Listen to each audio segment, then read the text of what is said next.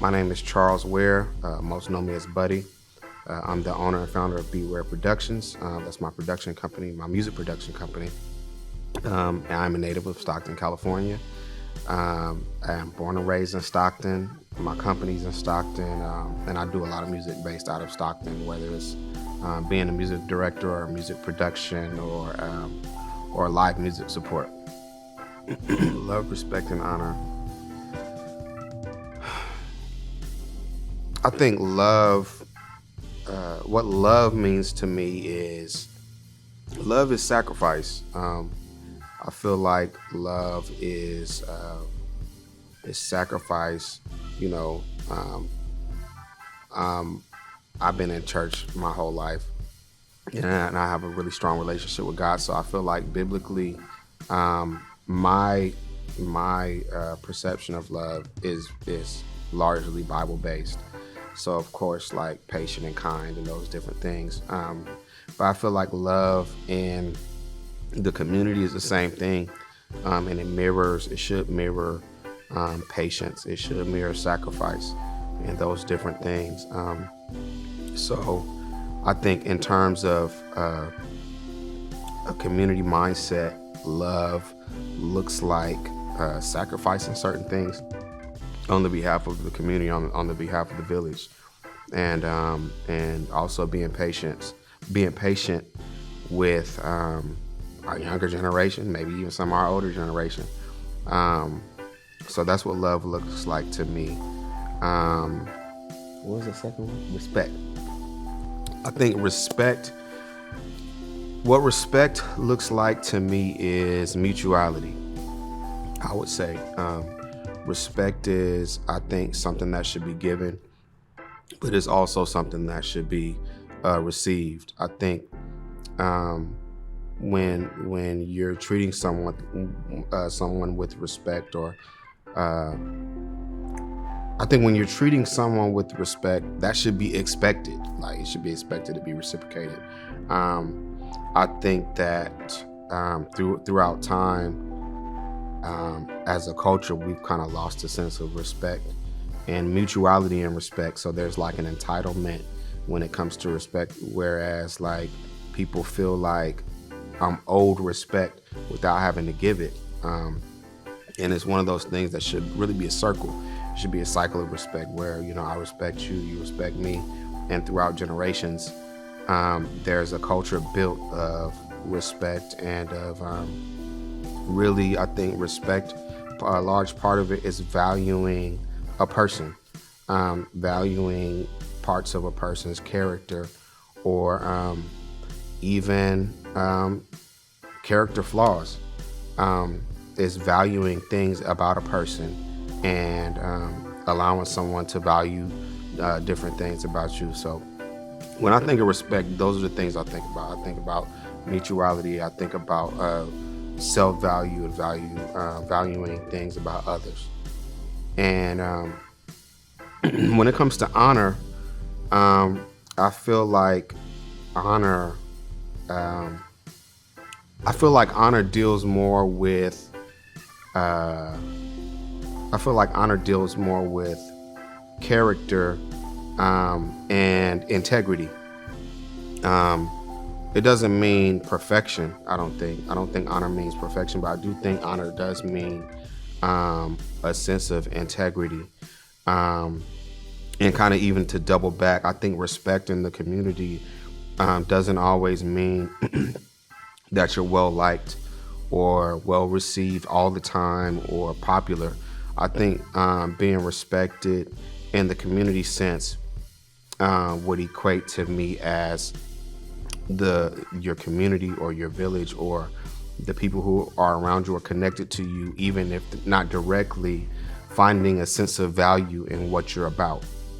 Um, and also you as a person or you as an individual or enterprise having finding value in the community, in your village. Um, I'm from Stockton. I love Stockton. I've had plenty of opportunities to leave and to move. I find so much value here, and I have a lot of respect for the different individuals and the different enterprises here. and the different amazing things that have come from here. So there's a high value that I see in Stockton, and the communities within Stockton. To define honor in a community sense, I feel like that does involve integrity and not perfection.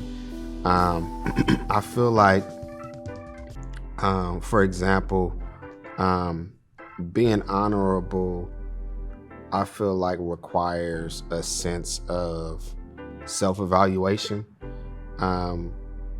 to say, you know what, this is something that I'm excelling at, but also to say this is something that I need to work on, or this is something somewhere where I may be imperfect or may have failed, or what have you, and then actually working on that area.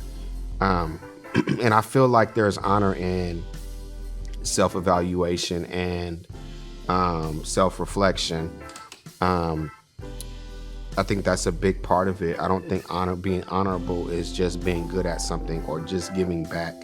I think a lot of times we, as a culture, we equate an honorable person as someone who's done a lot for the community. And then, maybe years later, we find out like, yo, this person was really behind closed doors, like a messed up individual. But I think being honorable goes past like what people actually see. It goes more into character and integrity. And I think those things come out from the inside. And those are the things that truly impact a community and truly impact organizations and cities and different things like that. So if I was to say, like, as far as my definition of honor, it's very much so has to do with integrity and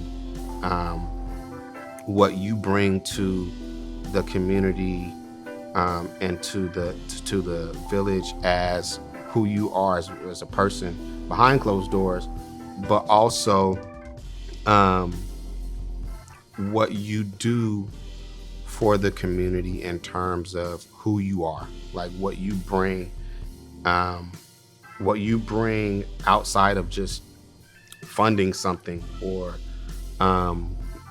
building something or naming something, really like imparting who you are in a youth or in an elderly person or in a person who may not ever be able to give you recognition. You may help somebody push a car down the street, and who needs assistance, and that's an honorable thing that may not yield a public, applause or anything like that, or a bunch of likes on social media, but that person is going to remember that, and the next time they see someone in the community who needs help pushing a car, they're going to help that person and say, you know what, this dude helped me, so I'm gonna help this person. And I think those are the things that instill honor in the community.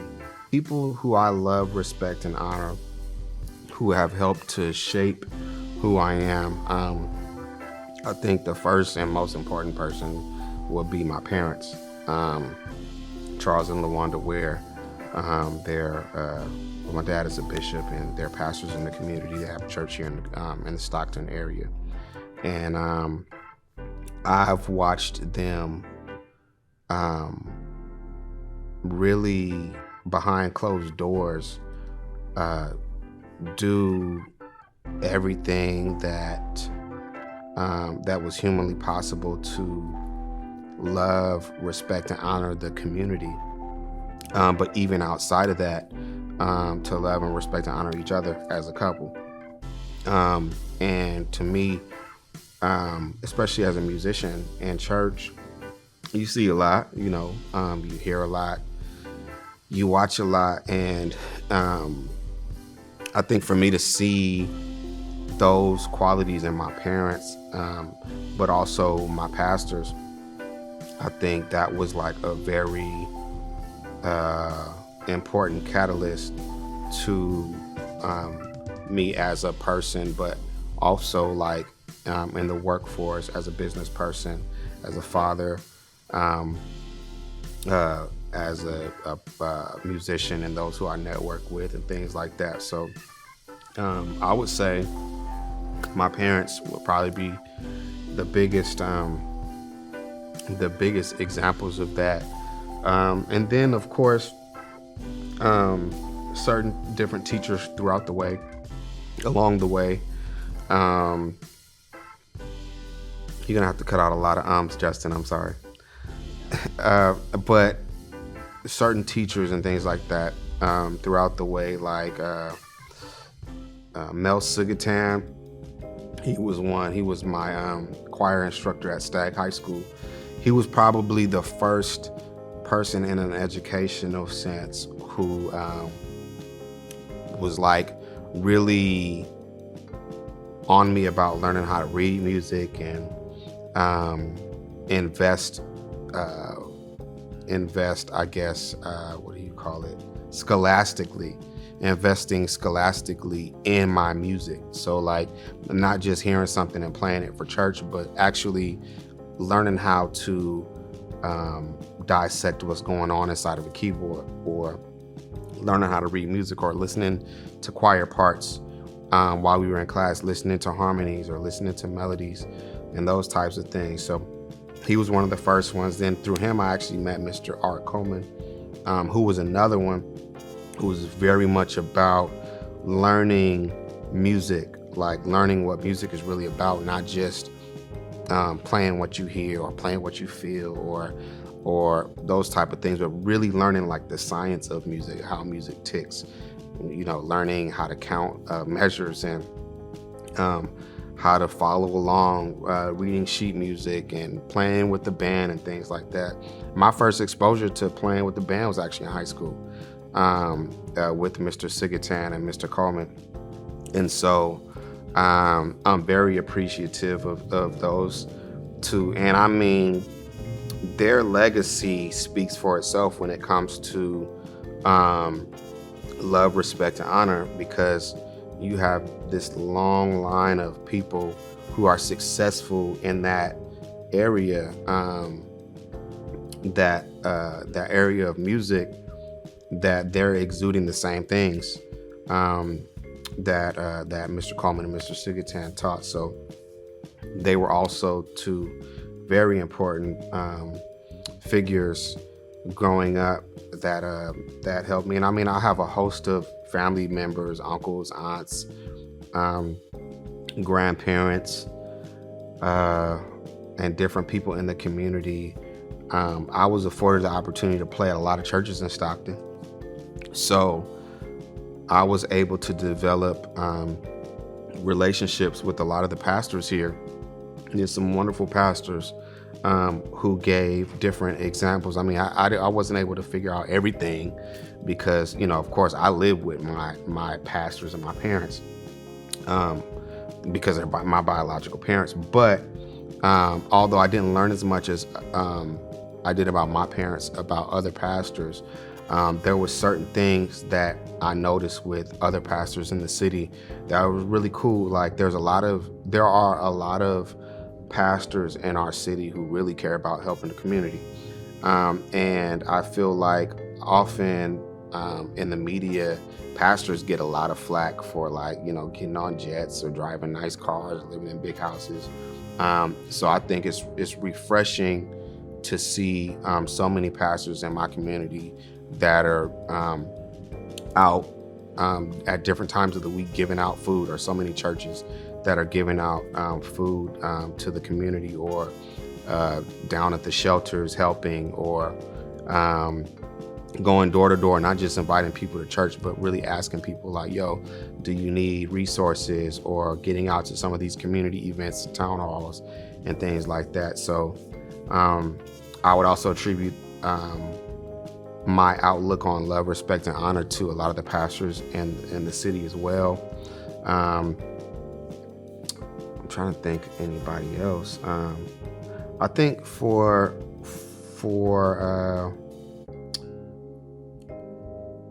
I would say even maybe like about half of the music community here in the city, I would attribute my outlook as well, because there's like a lot of genuine people here. I've gone to different other cities, which I won't name. Um, I won't name them, but there's like a vibe of like, if you're not at a certain caliber of playing or you're not from a certain location, then you don't really fit here. And I haven't experienced that with a lot of the musicians from Stockton, especially. I'm kind of like, I would say, in between generations. So there was like, when I was coming up, there was the Franklin Jazz Band guys who were a few years older than me, a lot of them. And then there was also like a wave of younger musicians who came like and started really grinding, maybe like 4 or 5 years younger than me. So I think there weren't like a ton of musicians in my age group. Like I think when I was in high school, music wasn't really a big deal out here. It was more sports. But now it's kind of turning back and shifting again to where like music, although it's more the rap and production thing now, it's kind of shifting back to where everybody wants to be involved in music. And then before I was in high school, it was like everybody wanted to be a part of the Franklin Jazz Band. And so, I think that a large part of that that culture is like when you're somewhere like Stockton, where a lot of the people here are homegrown. This ain't somewhere where like maybe until 10, 15 years ago, a lot of people started moving here for the cost of living. But for a long time, like this, nobody was moving out here to live here. So there's a lot of homegrown people that you just grew up with. You were in elementary school with them, you were in middle school, in high school, and that was like my parents' generation to my generation. Not so much some of the younger generation, because you have people kind of moving in from the Bay Area, from the Sacramento area, from the Fresno area. And so, but I think for a large part of the musicians here are very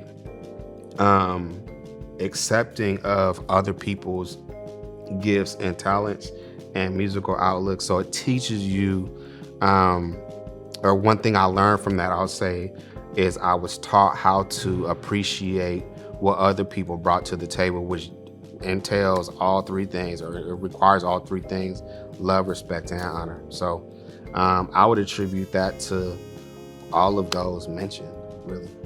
I did not dream of being a musician when I was younger. I wanted to be everything I saw on TV. So like I was a big karate movie watcher, karate show watcher. So I was like Power Rangers, Bruce Lee movies, The Last Dragon, all the 80s, 90s karate movies. That was what I was into. So I was like into karate, into the whole kickboxing thing. That was like my thing. I was just like, I'm gonna be a karate champion. And then that shifted a little bit when I started getting a little more into sports. And I was like, I want to be a football player. Like, I wasn't built like a football player, but I was like, you know what? I can be the next Jerry Rice, And so, and then I played a little bit of football in high school, and I was like, I think I need to be doing music, football and music. And so it was like, that was kind of like my period of, it's time to stay in your lane. You're like, this works for you. Music works for you. These other, this other stuff don't really work. Like, you're not getting into any fights in a ring. You doing a whole bunch of fighting at school, or you're not really great at football. Like, you're second string and you're okay at it. I think music, you're really good at that. So, and these are things I'll tell myself, like, stick to that. So even at lunchtime in high school, I would be in the piano room most of the time, practicing, or on some of our little breaks and things like that. I'd be in there. I would hang out, with everybody at sometimes, but for the most part, I was in there on those acoustic pianos trying to figure out, or working with the BSU choir, or different things like that, working with Miss Glover over there at Stag, and picking things out. So that's just kind of how that happened. But I absolutely did not want to be a musician or a producer or anything like that growing up. Well, the day after the Juneteenth celebration is Father's Day. And I feel like I don't feel like I'll ever be a good enough father. I feel like I'm a great dad. But I always feel like there's something that I can do better. I have 3 sons, and I'm grateful for them. They're all musically inclined. They all love music, and I'm grateful for that too. But even with that, there's so much more to them than just an instrument. All 3 of them excel at sports. All 3 of them excel with their grades. This last trimester, all of them got honor roll, which was like huge to me.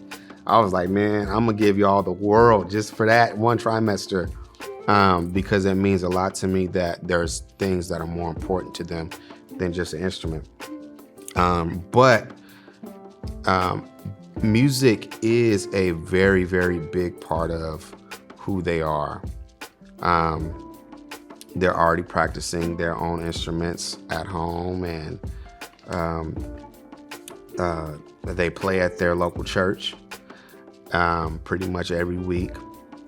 I have one who plays guitar and also plays drums. I have another one who plays piano or keyboards, a little bit of bass, a little bit of drums. I have another one who plays mainly bass, and he's starting to kind of kick around a little bit on the drums and on the keyboards as well. So I'm grateful for that. And I guess the other thing that I'm grateful for is that they're getting to experience a lot of the same mentors and people that I was able to experience growing up.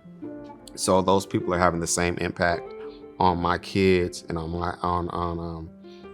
them and how they learn, how they operate musically that they did on me. So it's really cool being able to experience that, for them to be able to experience that. But I'm already showing them and trying to teach them, like, music is amazing, love it, be the best that you can, but there's so much more outside of just music.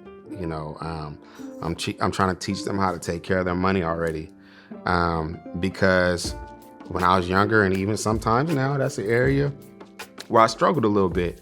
And so I'm already teaching them, like, when when they get paid to do something, or they get their birthday money, or they have these little ends coming in. I'm teaching them, like, yo, yeah, get what you want off Amazon or whatever, or get your kicks or however you want to get it, but make sure you save something, put something away, after you tithe, and take care of what you need to do for your tithe and offering and all that. Make sure you put a little bit away and save your money. I'm always telling them save their money. I'm always talking to them about their schoolwork and their homework. And so it's not just music.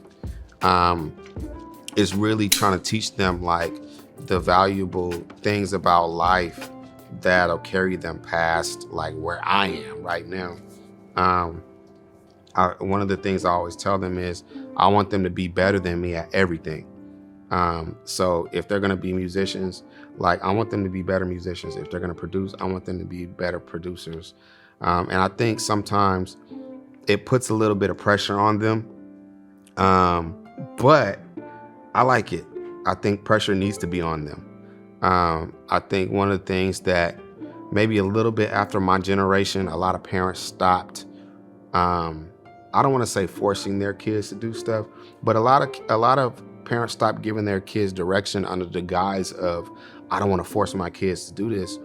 And it's like, but children and young people need direction. They need to know, like, okay, they need boundaries. They need to know, like, I need to be in bed at 9 or 10 because I got school tomorrow morning. Or, they need those type of things. They need to know the things that they should eat, shouldn't eat. They need to know it's time. Hey, you need to spend a couple hours outside every day playing and getting dirty and, building those immune systems. They need those types of things. So, and even for me, my dad didn't force me to learn music. I loved it. And so once he saw that I took it seriously, he was like, yo, you should do this. Or, he gave me certain suggestions and I took them. I had other mentors who gave me certain suggestions and I took them. So I take this same approach with my boys, and I really try to give them direction. But I also, things that I know that they're passionate about, I put a little pressure on them too. When I notice that they're really passionate about a sport, I put pressure on them to practice. I tell them, hey, you need to be putting this time in every day. If you're playing football, you need to be going out there like you got to prove something. You start off like you're the weakest link and you're trying to be the strongest one, because that pressure helps them to be pushed into growth. And that's kind of what I'm about as a father, really, because I just want them to be so much better than the person that I am. I'm Charles Ware Jr., some know me as Buddy, and I have the distinct privilege to invite you out to Juneteenth celebration 2024, where the theme is love, respect, and honor. I fully support this theme, and I hope you do too. Come out, check it out. Check out some of the food, some of the music, some of the activities. I'm going to be there. I'm going to be hanging with some of my friends, and we may do some music. Who knows? Come out and check it out.